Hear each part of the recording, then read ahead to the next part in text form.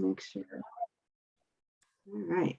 So good morning, everybody. Depending on where you're located, maybe it's afternoon by now, but thank you all for participating in our 2021 Lunch and Learn series. My name is Barb Clark, and I am the Training and Exercise Manager for the Intermountain Center for Disaster Preparedness. And if you're not familiar with us, we are located in Salt Lake City, Utah. We are a training and education center, and we provide educational opportunities like what we're doing here today. And we also help to create drills and exercises for organizations, and we do research into the latest in disaster preparedness, and we help organizations develop their disaster plans. So a little bit of housekeeping, and if you signed on early, you heard some of this already, but please make sure that your computer is on mute. And if you have not already changed your name so that I can see at least your first initial and your last name, I don't mind seeing the whole name, that's fine, but I won't be able to give you credit if you have a nickname up there or just a first name. So please make sure that you let me see what the full name is so I can give you credit. And if you don't know how to do that, if you go to participants and kind of hover over that, it'll give you the list of participants, hover over your name, and then a little icon will come up that says more. Just click more, and then it says rename, and you'll be able to rename yourself so we can get you credit. Following this presentation, you'll receive a survey from SurveyMonkey. If you could tell us your thoughts about the course, we'll ask you some things about the instructors, and if you have any constructive comments that you would like to share with us, we always appreciate hearing your thoughts. And if you have any ideas of other topics that you would like to see in our Lunch and Learn series, please let me know that as well. If you're going to jump back to attendance for a second, if you're watching with a group of people, please either put in the chat the individual names if everybody wants their certificates, because if you're watching with a group and you just have your group name on there, I won't know who's in there. If you do want a certificate of participation, please email me. You all have my email address now, and I will also put it in the chat so that you have it there as well. Just email me and let me know you want a certificate of participation. If you have any questions during the presentation, please post them in the chat area. I'll be monitoring that. And if there's a critical question that needs immediate clarification, I will interrupt the speaker if that's okay with my speakers. I forgot to ask you that. That's okay, good, okay. I'll interrupt them, but if it's something that can wait, we'll ask for questions near the end. And then at that time, we'll kind of go through some of your questions and comments. You are welcome, once we open up the floor, to just unmute yourself and ask your questions verbally. That way you don't have to take the time to type. If you're like me and I'm slow at typing, it takes too long. As I mentioned, this presentation is part of a series. The next Lunch and Learn will be held virtually on August 18th, same time, 11:30 Mountain Time. And the topic will be post-disaster recovery and dynamics. And this will be presented by, oh dear, my computer just told me that it's downloading and installing software. I have no control. If I go away, I will get back, I promise. Fingers crossed, it's not going to go away. Who knows? Anyway, the next Lunch and Learn on August 18th is being presented by Mike McComb. He's the Park City Emergency Manager. He's a former naval officer who was in charge of Naval Station Norfolk, and he was an anti-terrorist specialist in his previous life. So please join us for that. I will be sending out information on how to register shortly. Again, thanks for all your support for this Lunch and Learn series. We couldn't do this without you. Oh, yay. I just got notice that the installation failed, so thanks. Without further ado, let me just introduce you to today's speakers.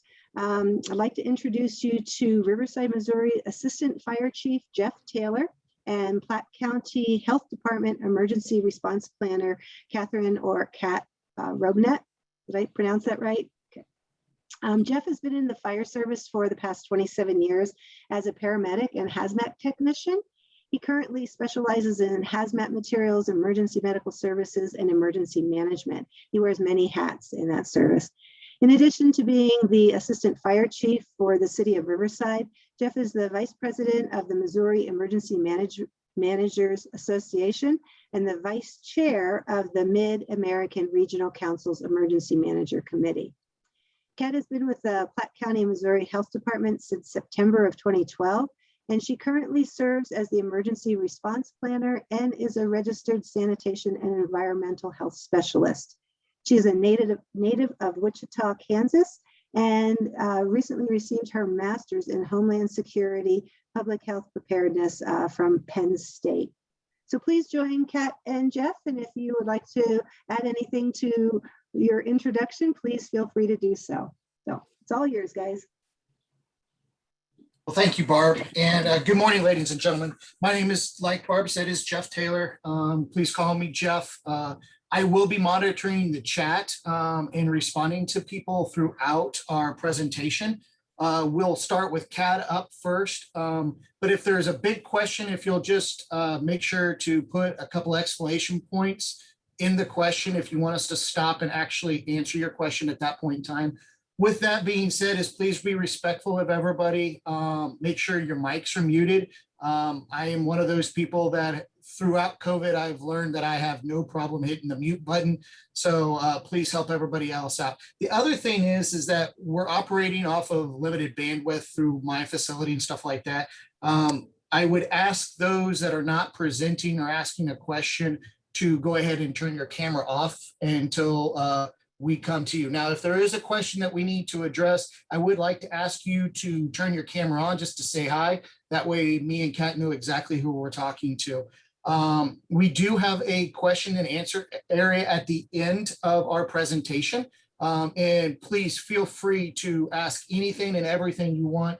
This is something that works for us. As we'll talk about, there's a million ways to build mousetraps. You just got to build the mousetrap that works for you. So with that and no further ado, I'm going to turn it over to my friend Kat. Kat, can you see the screen? Yes. All right, we're going to move on there. Go ahead, it's all you. Thanks. Hi, everyone. My name's Kat Robnett. Again, I'm the Platte County Health Department's emergency response planner. I also do restaurant inspections as well because I do have a background in regulation over on the Kansas side for about 7 years. So I can tell you some really horrific restaurant stories if you ever want to know. So, but again, Jeff and I got together and put this presentation. So hopefully you guys will learn a little something, maybe help get you some ideas, and maybe if you're not sure where to go. But the concept of using fire EMS with public health is not novel. So basically this has been going on for over 30 years that different jurisdictions, state, local, city, have been using EMS fire for different public health related events, particularly with vaccinations in general. So but of course, after 9/11, the idea really caught fire with fears of administering smallpox vaccinations because we were afraid that there would be a possible smallpox attack on this country. So about as early as 1990, hepatitis B vaccine was being administered by firefighters at a county fire department. I couldn't find the county or the state, but they were helping to administer that with the public health agency. I did find something else called the MedicVax project, demonstrating the feasibility of the paramedics to administer influenza vaccine, which of course, seasonal influenza comes and goes quite a bit. So again, there's another example that you can look at or look up. Specifically in Indian River County, Florida, they have been an integral part of the well child vaccination program for over 10 years. So basically this well child vaccination program is kind of the same thing what we do with back to school shots, your Tdap, your MMR, rotavirus, the childhood diseases, so to speak. And then finally in Alameda, California, they had paramedics down there who were trained and still do to administer childhood vaccines to underserved populations, which we also would call our high risk or at risk groups, because these are the folks that seem to get missed out on or get overlooked during even just regular public health operations, let alone a public health emergency like COVID. So those are just some examples in which this has been going on, but it really didn't catch fire till, like I said, after 9/11. Jeff? Okay, so this is a photo of our drive-through flu clinic that we have in Riverside. This is looking north. So what you're seeing here is just what we call our triage station. This is a combination of greeter and triage. So what we do is we have staff, we have a combination of our non-medical staff and our medical staff greeting clients, like where the car with the headlights on are in the middle of the picture.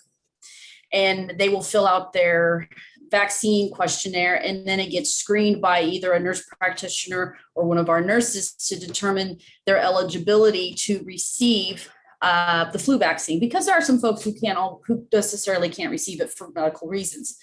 So what they'll do next is they come through, they stop, they get a screen, they get the okay, and then they just follow the cones or the lanes down to the fire bays, which are set up with our vaccinators and their helpers to administer the flu vaccine to those who, it's 9 and up in this case.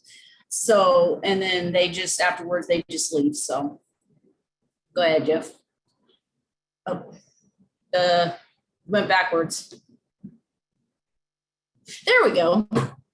Okay, so the road to incorporation.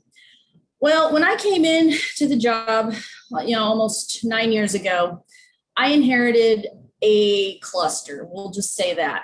So I had to start by identifying where were our gaps in responding to a public health emergency. Of course, this for any health department or any health agency or even a hospital, it could be personnel, which we've seen with COVID, resources and supplies and facilities.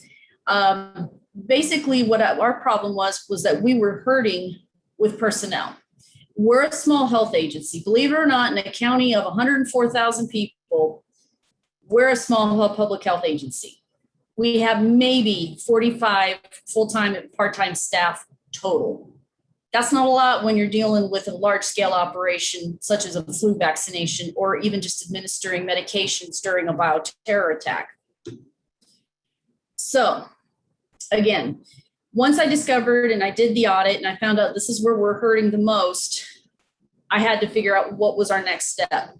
The problem is that when you do have a personnel shortage, as we were seeing with COVID, you would have burnout, which is a huge problem, and exhaustion because of the multiple long hour shifts. There's no break.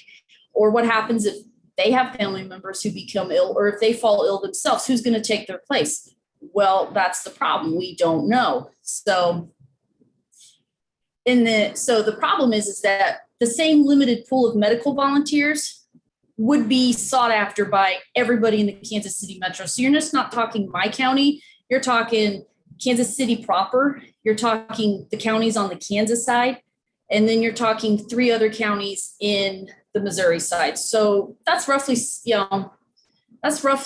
let's see, 9 counties and maybe 1 large city that's going to be looking for this very small number of personnel volunteer wise. So, but also in the same breath, I'm not the only one experiencing this problem. This seems to be a huge problem with all my other counterparts in the metro and even across the state, as I know several folks in other states have voiced the same challenges in their plans. Go ahead, Jeff.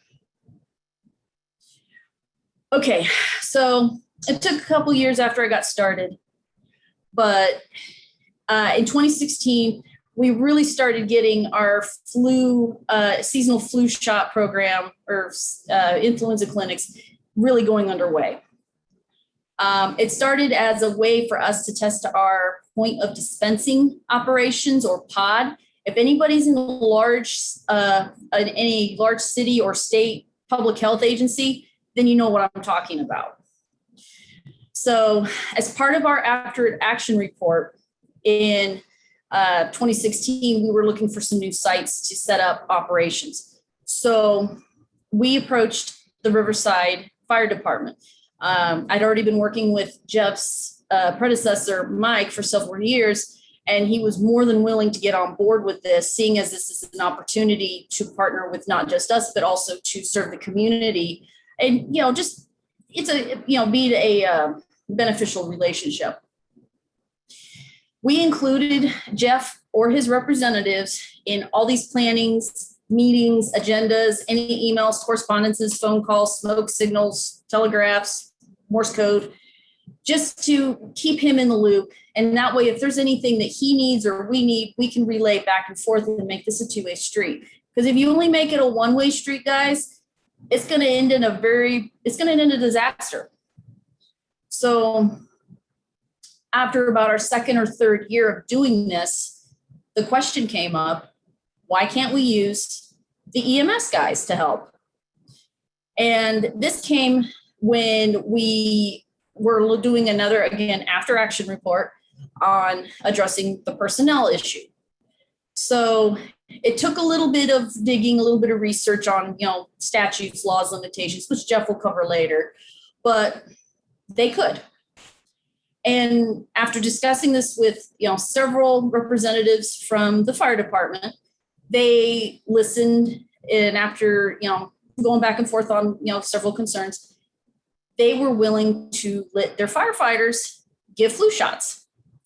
So, and the guys were on board with this as well. They thought it was great. It was something different from their day-to-day emergency calls in and around Riverside, and just a break from the usual mundane long-term care facility emergency or car wreck or whatever. Click. All right. So again, we can't just jump into the pool head first. You have to make sure that your local, state, county ordinances and statutes would allow for it. Because if we have people giving vaccine that by law they're not allowed to, their licenses don't allow it, or say something happens to one of our clients, we could be held liable and we could face a lawsuit in addition to the city because we allowed one of their people to give a shot who was not allowed or permitted to do so. So in addition to that, we also had to get some memorandums of understanding, which are just notices saying, hey, we agreed to this, and then Platte County Health Department agrees to these terms or these conditions of us letting you guys use our fire people to give the vaccine. So this, and of course, this was a back and forth thing. We had to go back and forth several times to go through the different documents. So the memorandums, which of course required to go through attorneys. And if your agency has an attorney, anytime you're drafting a memorandum of any kind of an agreement, get them involved because they could easily spot something that maybe either side doesn't see, but they see it as this might be an issue. Also, identify where those education and those training gaps are. As part of doing point of dispensing training, for example, one of our nurses would go and they have to give the vaccination training part. I can't do it. So if we want to train, fire EMS on giving influenza shots or just do it as a refresher, it has to be a registered nurse in the state of Missouri. I can't do it anymore. I can train on how to give medications, on how to dispense antibiotics in, say, an anthrax attack, but the vaccine part, I cannot do. I'm not a nurse. And I don't pretend to play one on TV. So not only is you have the agreements to worry about, but you have to make sure everybody's on the same educational page. Very important. You could also do just-in-time training if that works. And that is also an integral part of our operations, is having that just-in-time training. So again, 2016, came and gone. We had fire EMS giving shots out, and it was a success. Go ahead, Jeff. All right, so this was our mass COVID vaccine setup. I'm the one standing with my back turned to the camera. So what we did was, this was a cooperation with Riverside and the National Guard. As you can see them in the background, they helped us do vaccines and screening and other various support roles. So this is also where Riverside Fire really came into play for us earlier this year. So I'm going to go ahead. I'm going to turn it over to Jeff, and I'm going to let him explain to you his side of the story. Go ahead, Jeff. Hey, Kat, thank you very much.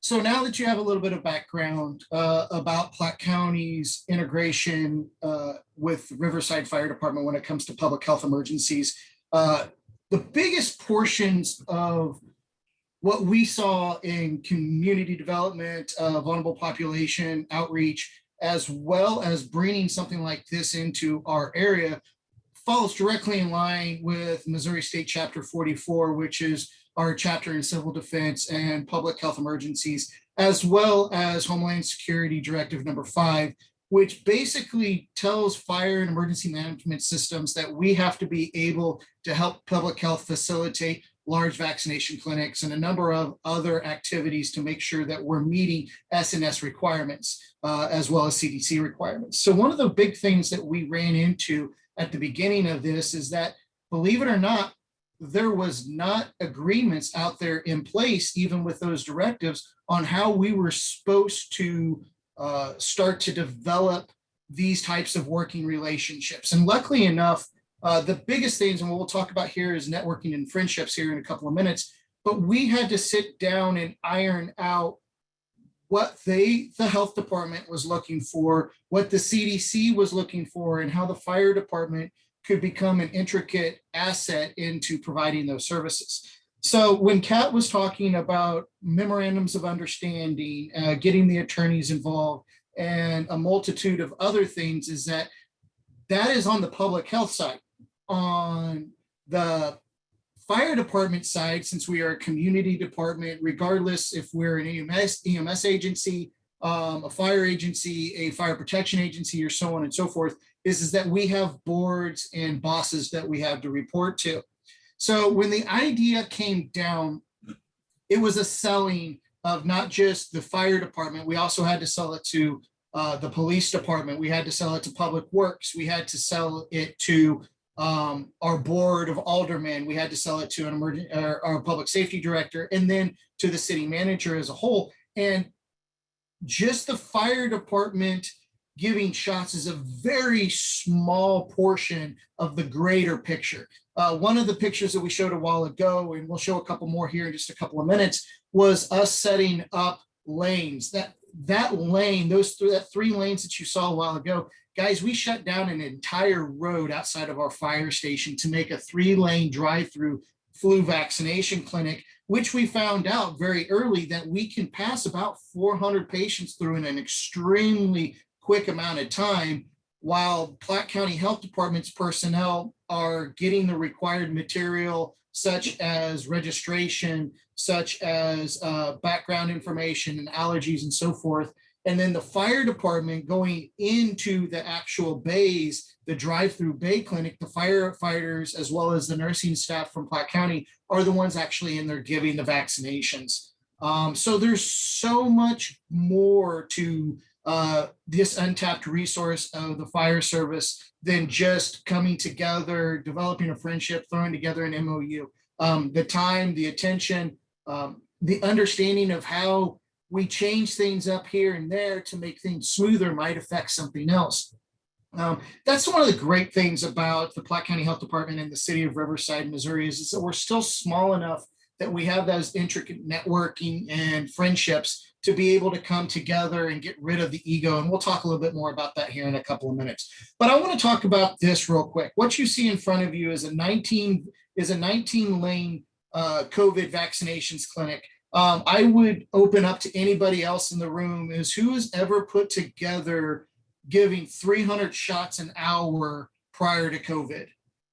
Because I would imagine that there is not a whole lot of people out there in the world that had done something like this prior to COVID. And since this has been our life for the last basically 2 years, especially for those in emergency management and public health, is that we know that it took a village to pull this off.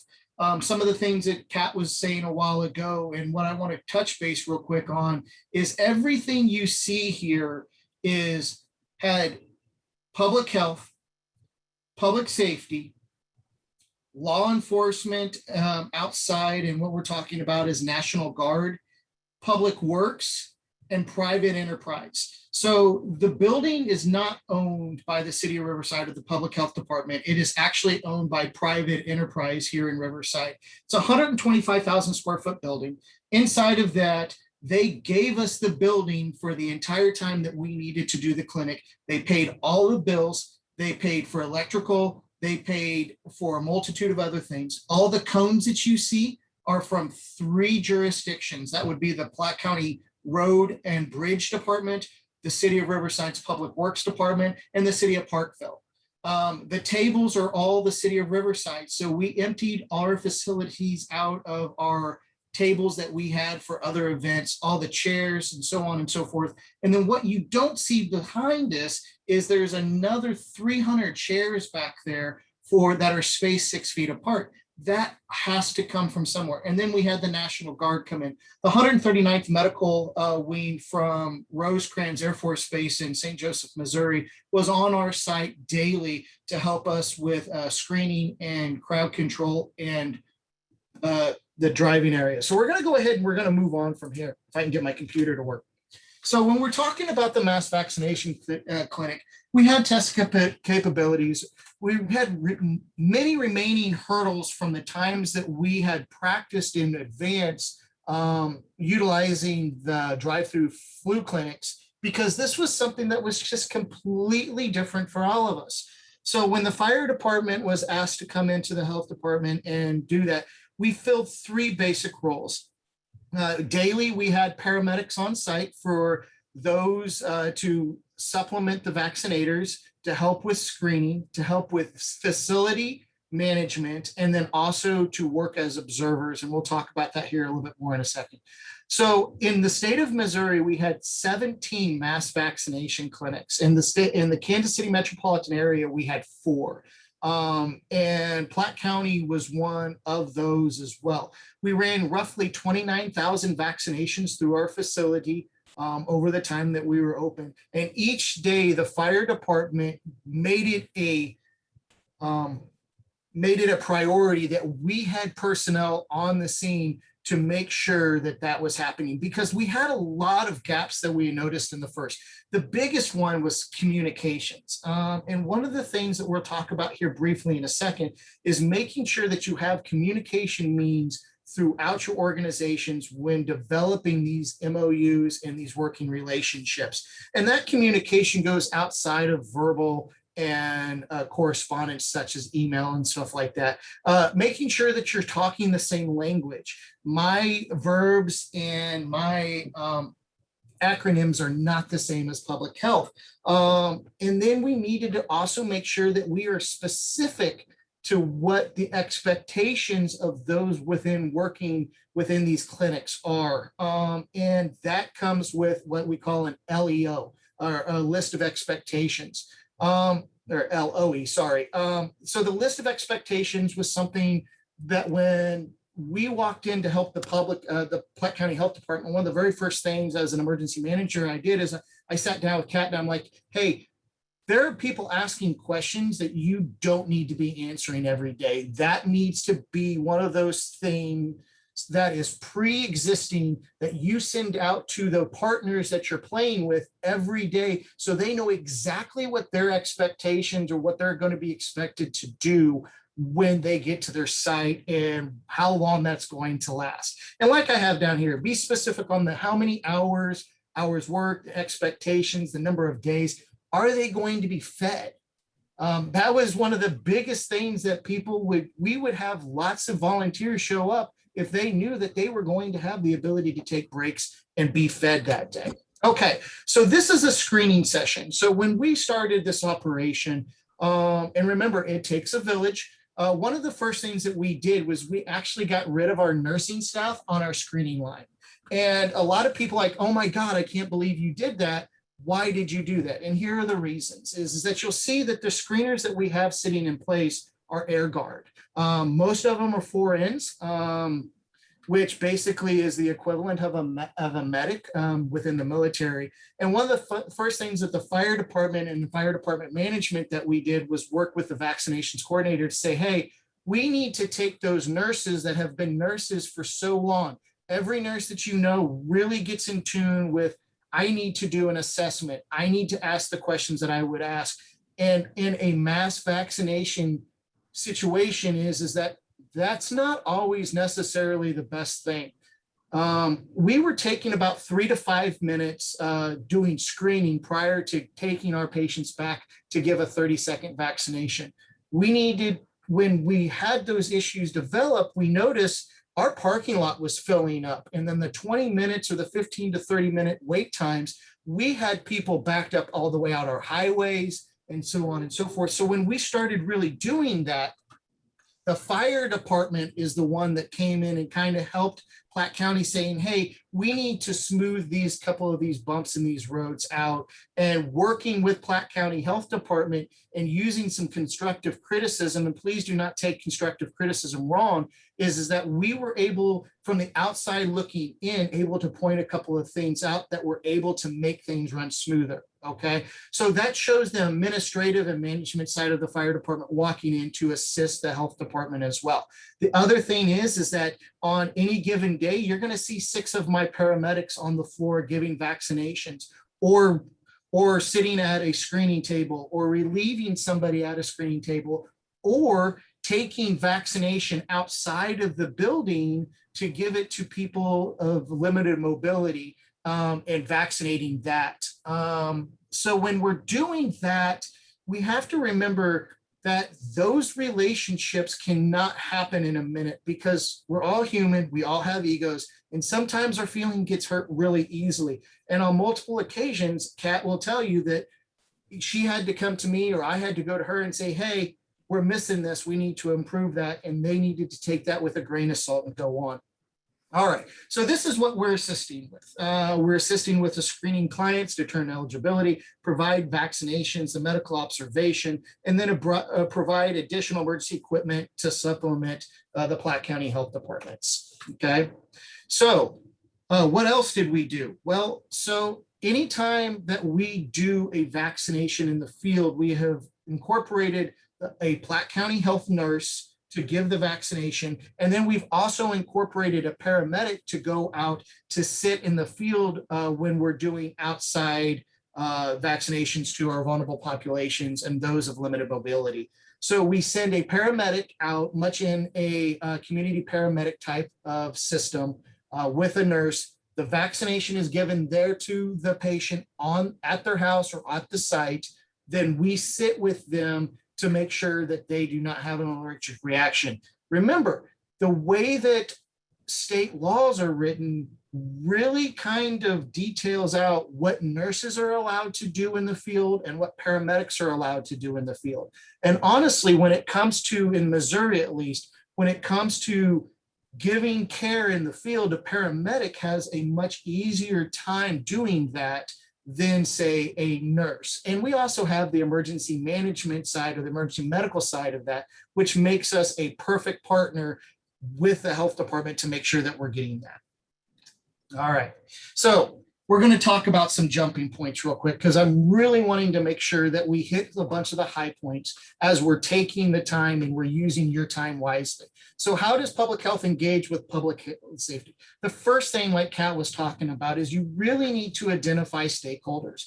Who are those playing partners that you're going to be able to go up to and establish rapport with, to make sure that they know that you're not just there trying to push one over or trying to make your job easier, but making sure that we engage the community as a whole to fill these gaps that we have missed for so long. Okay, set up network opportunities. And this is not just for an administration. Make sure that the nurses, the paramedics, the EMTs, the firefighters, the public health officials, public works, all of these other players that you're going to be associated with and relying on so heavily throughout the entire operation, have the ability to meet each other prior to you working with them.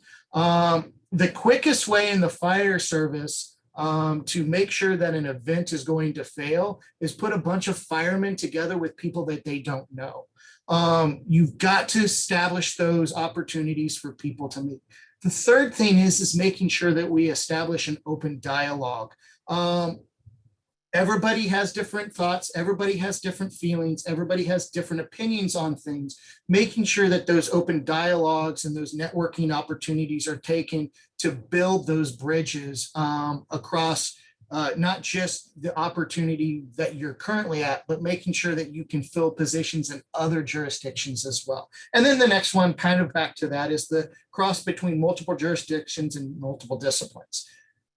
We operate in a system that the fire departments runs an ALS first response service. That means I have paramedics on my fire trucks that when the 911 call comes in, we are normally on the scene at least 3 to 5 minutes prior to an ambulance showing up, as far out as 30 minutes, depending on how busy the systems that are transporting are in.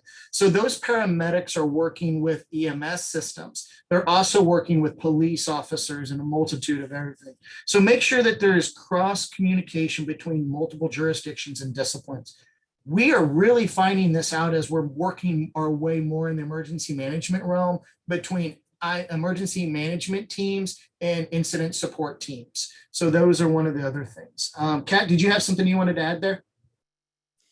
I just wanted to say that your stakeholders are not just going to also be fire EMS, but you're going to look at elected officials.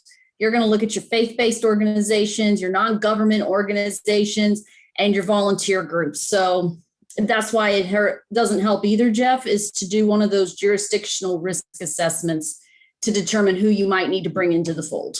That's great. That's a very great point. Thanks, Kathrine. So then we're going to move to the brainstorming and how to best serve the community. We all have gaps, and Kat was just talking about doing those jurisdictional assessments to make sure that we have the capacity to reach those limited mobility communities. And that's one of those things that the fire department and emergency medical services really brings to the public health department is that we have the knowledge of where those people are with limited mobility, vulnerable populations. We're in those environments all the time. We're working with those patients, and we have the ability to actually interact with them in these times. And they're going to honestly trust us a little bit more maybe than they would other agencies coming in from the outside. We've seen that with the Guard, even in the COVID, is that on multitude of occasions, the Guard have gone out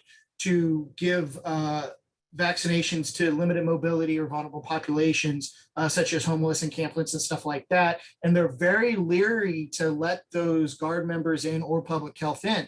The fire department shows up with a case of water. We carry snacks in our fire trucks and stuff like that. And they come to us more than we have to go to them. Those are big, big things that the fire service and emergency medical services can really provide to basically an open-minded, open box concept, okay? So best practices serving the vulnerable populations is, there's not just one way to build a mousetrap, is that you have to let go of those egos a little bit and think mentally outside of the box on how we're doing things. And then everybody absolutely hates to hear this throughout public health and throughout hospital or the HCCs and other things, is that you have to integrate the incident management systems into these systems. And the reason that we have to do that is because the fire service, as well as emergency medical service and police services, have had this drilled into them ever since they went to academy or when they go to their education, is that we have that drilled into us all the time. That is our language. That is our love language, as you might say. So if you have the ability to conversate with us and understand why we can do what we do or why we're doing what we're doing per the incident management system, that is just going to put you one more step into making sure that you have a successful operation. And then create accountability management systems. Now, Hey, Jeff. Yes, ma'am. I just want to add something real quick about the NIMD. If you're in if you're in a city's readiness initiative jurisdiction like I am, your staff have to take certain online incident command structure courses. They're all online and free of charge. That is mandatory. In addition, If anyone is on that command staff, they have to take 300, 400, and that position specific course to be considered legit by the CDC in the event that, we get our plans reviewed. That is something that is hammered in our contract. It may not be required where you're at if you're not in a CRI jurisdiction, but that is something to think about because that does break down those barriers of what does this acronym mean? What does this mean? Well, it tells you, and they're good for as long as forever. So I just wanted to add that. Sorry. Thanks, Kat. No, that's a great point is that, there's a lot of regulation that goes into this now. And then I want to come back to the creative accountability management system. There is a million ways to do accountability. I know that in the Kansas City metropolitan region, we use a system that's called Salamander.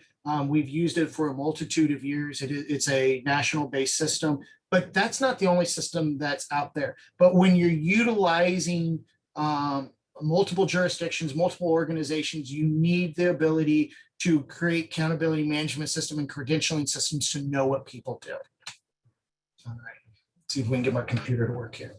So we're right at an hour, guys. And so we're going to come with a conclusion and we're going to open it up for questions for both me and Kat. Please feel free to ask anything and everything. We're an open book. We're completely transparent. So when we started this, your community is not like your neighbor's community.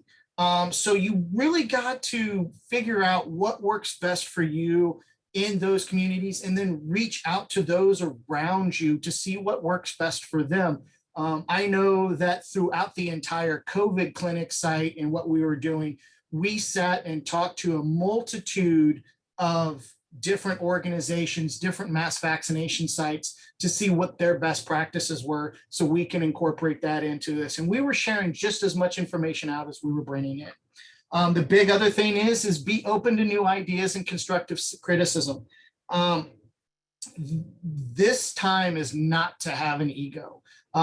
In fact, one of the things that I had a former boss tell me is like, anytime that you go to work with a multitude of jurisdictions and disciplines, take the white shirt off, go back to a blue shirt in the fire service. If you're in the fire service, you'll know what that means. Take that white shirt off and make sure you become one of the crowd. So you are open to those ideas and constructive criticism. So you're not taking that stuff personally. Remember, this is business. You've got to do that. Build friendships, not just partnerships. I will be 100% honest is that the reason that the city of Riverside and the Platte County Health Department work so well together is that we are friends. Me and Kat have known each other for 10 years now.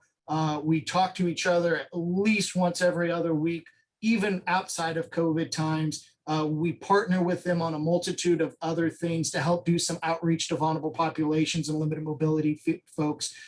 We back each other when it comes to public health events and just everyday events that the city has, and making sure that we have friendships and not just know the people that we're working with, but know them in a way that allows us to be open and very blunt with them.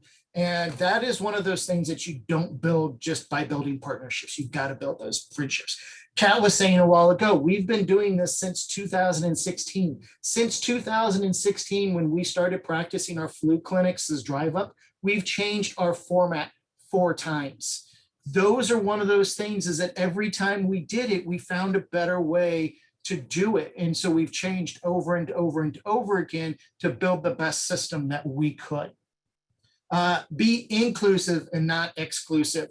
If you have people that want to come in and be a part of it, like your VOADs, your COADs, and a multitude of other things, be open to them coming in and helping.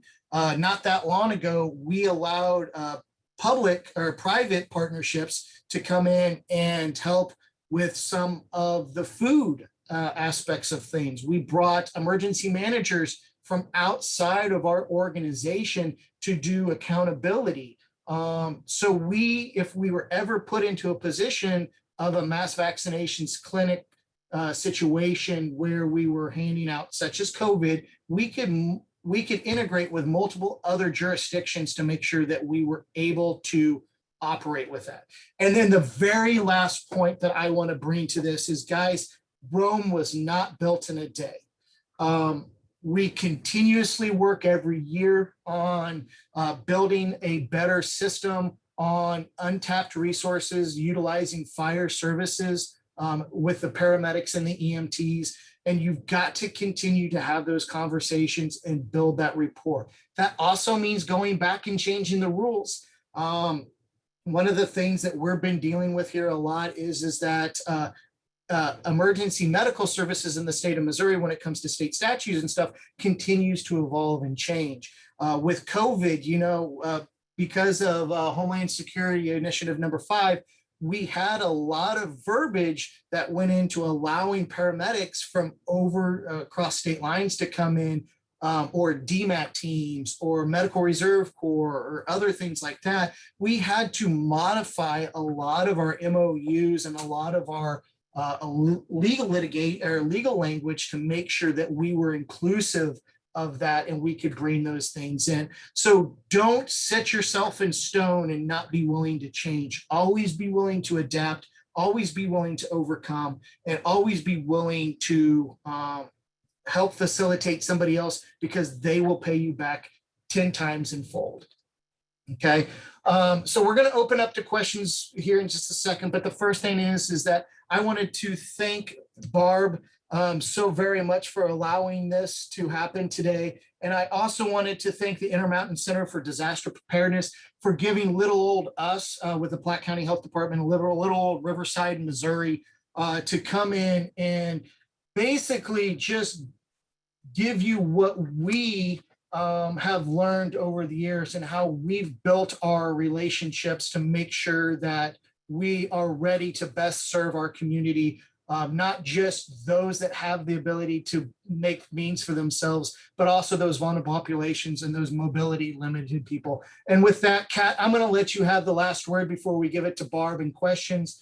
Thank you guys so much for attending today. Again, our information will be at the end slide. Please feel free to ask any questions you want to. We're an open book, and then don't hesitate to reach out to us when we're talking about this, because everything we've done, we are more than willing to share. Kat, you got the last comment. And you're muted.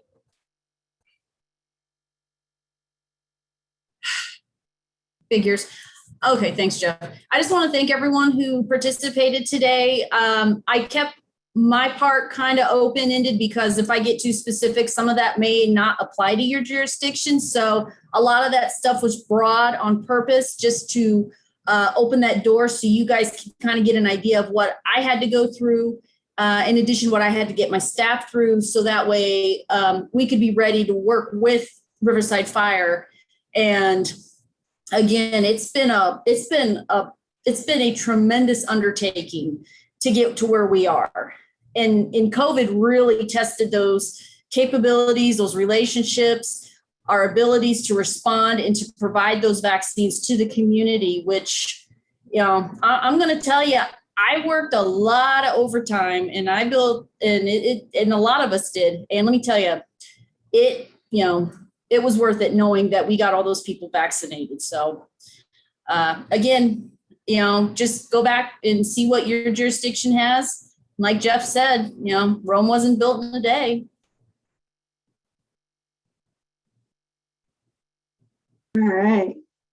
Sorry, my buttons aren't very sensitive this morning. So anyway, thanks you guys. Kat and Jeff, that was great. I loved a couple of your comments there.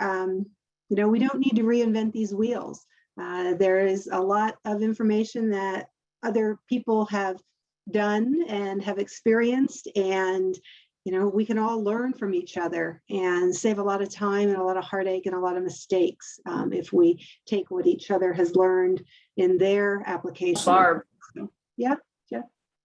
Was that? Oh, sorry. Thought I heard somebody call my name. Anyway, so thank you, Kat and Jeff, for sharing your ideas and your experiences. And hopefully you all got something that you can take back to your jurisdictions and your organizations and apply them.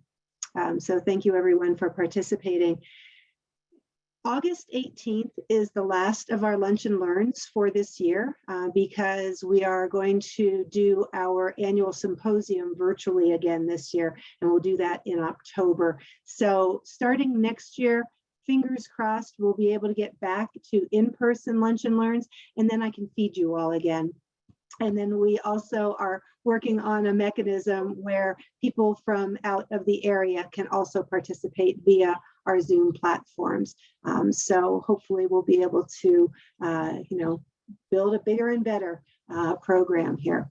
So if anyone has any questions, I didn't see any in the chat. Does anyone want to pull anything up or unmute yourself and ask anything here?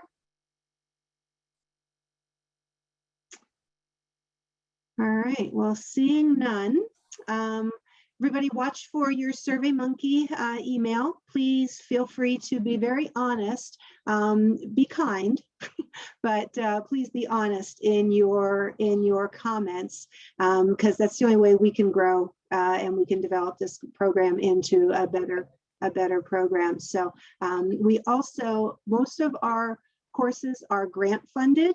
And it really helps us to show our grant providers, what we're doing and how we're doing and how the public is receptive to those. Hi, Michelle, speaking of our grant. She used to manage our grant, but no longer. Anyway, again, if you do want a certificate of participation, please make sure that you email me, and it's at barb, just barb.clark, CLARK, @imail.org. And I will get that out to you. And finally, we did make a recording of this presentation, and it will be on our YouTube channel.